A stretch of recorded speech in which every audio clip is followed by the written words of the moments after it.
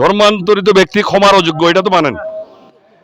এটা সনাতনী সমাজের কাছে শাস্তি স্বরূপ মৃত বলে ঘোষণা করতে হবে। মৃত ঘোষণা পরবর্তী ওই ব্যক্তি যদি জাতীয় পরিচয়পত্র বহন করে, পূর্বে পিতার নামে যেটা আছে ওইটা বাতিল করে আইনানুগ ব্যবস্থা গ্রহণ করতে হবে। ধর্মান্তরিত ব্যক্তির দায়ী হিসাবে তার পরিবারও কঠোর শাস্তির সম্মুখীন আমরা করতে যাচ্ছি। সনাতনী সমাজের সুবিধা, সমস্ত সুবিধা থেকে তাকে বঞ্চিত করা হবে। ওই 2 দিন আপনাকে টাকার লোভে ধর্মান্তরিত করা হয়েছে, এরপরটা আপনি আপনারটা দেখবেন। সনাতনী সমাজ থেকে কিভাবে বাতিল করতে হয় আমরা ওইভাবে আইনগত ব্যবস্থা নেওয়ার জন্য চিন্তা ভাবনা করতেছি এবং এটা জারি করতে যাচ্ছি। ওই পরিবারের কোনো সদস্য যদি মৃত্যুবরণ করে, তার শেষকৃত্য অনুষ্ঠানে কেউ যাতে না যায় ওই ব্যবস্থা নিতে হবে।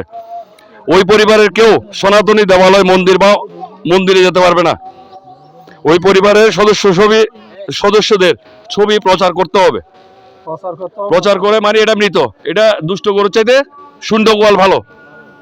আমরা যখন আপনাদেরকে সুবিধা দেবো আপনারা সুবিধা নেবেন না কেন? আপনাদেরকে কনভার্ট করার জন্য যে চাপ দেওয়া হচ্ছে ওই চাপ আপনারা সংগঠনের দ্বারস্থ হন, আপনাদেরকে মুক্ত করে দেওয়া হবে। কিন্তু ধর্ম ত্যাগ করা যাবে না। আত্মপক্ষ সমর্থনের সুযোগ থাকবে, কিন্তু সনাতনী সমাজের কাছে আপনি আত্মপক্ষ এসে সমর্থন করবেন যে কেন কি হচ্ছে।